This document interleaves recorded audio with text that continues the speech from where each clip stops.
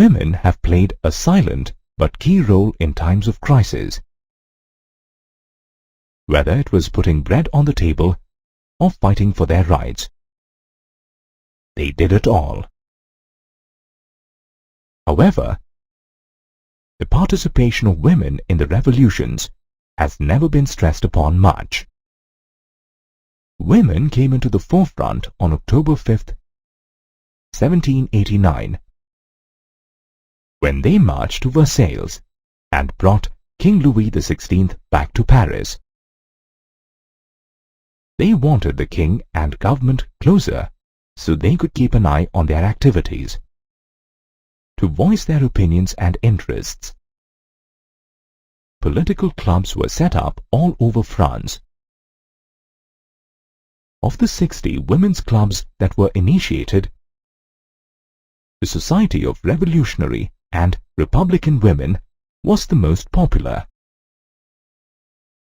The key issues raised by the Society of Revolutionary and Republican Women was equal political rights for women, similar to the rights assigned to men. Though many laws were introduced to improve the lives of women, like schools made compulsory for girls, marriage of own preference, divorce legalized, job training for women, yet the womenfolk were unhappy with the Constitution of 1791. They felt they were reduced to mere passive citizens, denying them the right to vote. Spearheading the cause of women from 1791 onwards was the eminent writer and political activist Olympe de Gouges. She fervently opposed the Constitution and the Declaration of Rights of Man and Citizen of 1791, as it completely ignored the rights of women. The Jacobin government rejected the demand for equal rights to women and sought to shut down all women's clubs across France. Olympe de Gouges subsequently drafted the Declaration of Rights for Women and Citizen in the same year and addressed it to the Queen and the National Assembly. She also criticized the Jacobin government for forcibly shutting down all women's clubs. Olympe de Gouges was charged with treason, and on November 2nd, 1793, she was sentenced to the guillotine by the National Convention. Another eminent lady in the history of the French Revolution who was guillotined in 1793 was Charlotte Corday.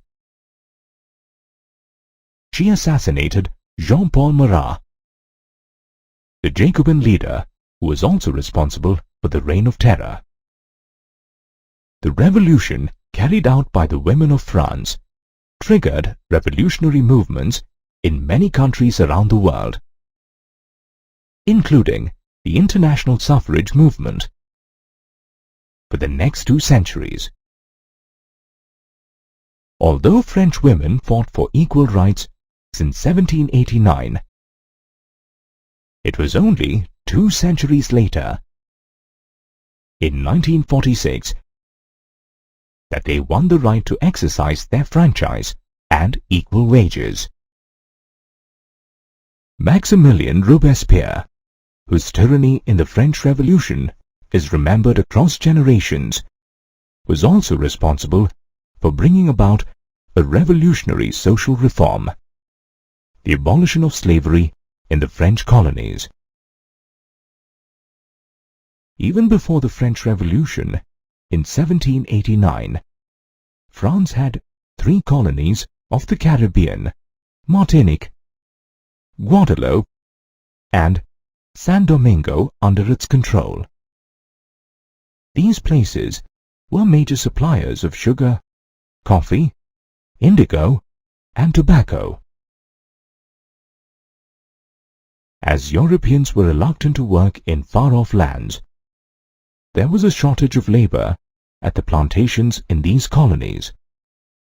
This led to the formation of a triangular slave trade between Europe, Africa, and America, which began in the 17th century. Merchants sailed from the French ports to the African coast, where they bought Negroes, who were natives of Africa, from the local chieftains. In today's world, the word Negro is an offensive and racist term. We refer to them as Africans or African Americans. The slaves were then crammed into ships and transported to the French colonies in the Caribbean, where they were sold off by the plantation owners. This led to an increase in the population of black people in the Caribbean when compared to the whites. Port cities like Bordeaux and Nantes were flourishing economically because of the slave trade. Frustrated by the treatment meted out to them, many slaves fled from their colonies and formed a community called the Maroons, or runaways. Foreseeing a rebellion in the French colonies of the Caribbean, the National Assembly discussed the views of extending the rights of man to these colonies as well. Several deputies in the National Assembly supported the proposal to abolish the slave trade, but no action was taken. The agitated slaves of San Domingo began a rebellion against France. They made deals with Britain and Spain to join their armies and fight against the French. Keeping the current state of affairs in mind, the National Convention, headed by Robespierre, voted to abolish slavery in all the French colonies on February 4, 1794. Unfortunately, slavery was reintroduced 10 years later by Napoleon Bonaparte. The measure to finally abolish slavery in the French colonies came 44 years later, in 1848, by the French Second Republic. The years following the Revolution of 1789 saw many changes in the lives of the French in the way they dressed, the language they spoke, and the books they read. After the storming of the Bastille in July 1789, a law was passed by the revolutionary government abolishing censorship. This came as a breath of fresh air for the thinking intelligentsia, who were not able to give vent to their opinion on various things, especially during this period of political turmoil in France. The government took up the responsibility to put into practice the ideologies of liberty, equality, and fraternity. This replaced the rule followed in the old regime, where written materials such as books, newspapers, and cultural activities like plays could be performed only after an approval from the censors of the king. If disapproved, they were burnt and destroyed.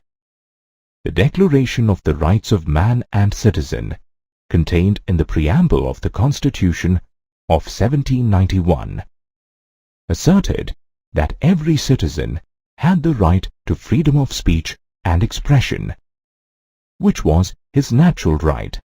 Subsequently, the press played a crucial role in the dispersal of written material such as newspapers, books, pamphlets, and pictures throughout France, for the benefit of the majority of the members of the Third Estate who could not read and write.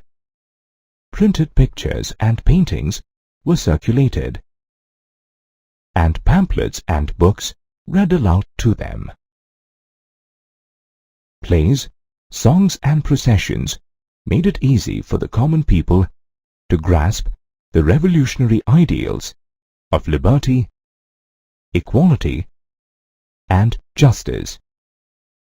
Freedom of the press in the Declaration of 1791 supported the right to oppose views of events. This also paved way for political clubs to convince the others of their position through the medium of print. The French Revolution had a huge impact on the history of France in many ways than one. A warrior, emperor, despot who changed the face of Europe. A man of conviction, Napoleon Bonaparte was one of the greatest military leaders in history. He emerged out of the Revolutionary Wars and became the new savior of France. Born in 1769 in the island of Corsica, Napoleon Bonaparte studied in a military school in Paris. He earned his fame in his Italian campaigns. The Directory that was formed after the fall of the Jacobin government in 1794 lacked political stability, and this paved the way for the rise of the military dictator, Napoleon Bonaparte. In 1799, he led a coup known as 18 Brumaire and became the first consul. Subsequently, by 1804, he was made Emperor of France. During his reign, he conquered a number of dynasties in the neighboring European countries and placed his family members to take charge.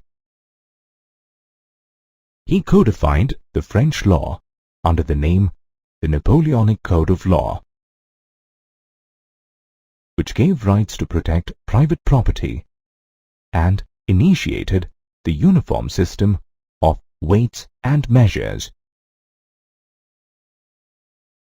He also centralized the government and reinstated Roman Catholicism as the state religion. He was regarded as a redeemer, bringing liberty for the people. However, over the course of time, his armies began to be viewed as an invading force into the lives of the people of France. He was defeated by Nelson, the commander of the British Army, in the Battle of Nile and at the Battle of Trafalgar. The Battle of Waterloo in 1815 was Napoleon's final defeat.